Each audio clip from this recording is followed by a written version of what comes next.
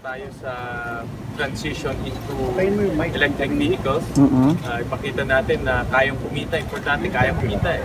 At hindi lang kayang kumita kung nakakatulong tayo sa environment natin at pagbaba ng importation ng tubig. Sir, katulad dito, tag-ulan, gagana ba yung solar niya? Magcha-charge pa rin po ba yan?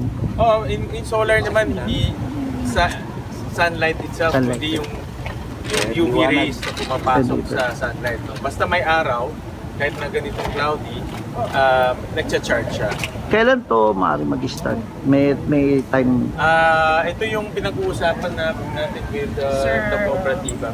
Hoping kami, sir, within this month, Aha. kung makukompleto po yung unit, maglo-launch po. Magkano po yung isang unit natin po? Wala pa pong final price sa ngayon. Mura lang, sabi ni Mura lang po. Presidente. Kayang-kaya, sir. Kaya-kaya. Kasi may ayuda naman po si government Aha. na tulong sa mga co-op. Okay. So ito yung pinag-aaralan namin sa Energy Committee kung paano maging economical at kikita yung mga owners ng jeepney at mga kooperatiba. Importante kumikita eh. At Apo. importante yung take home ng mga drivers ay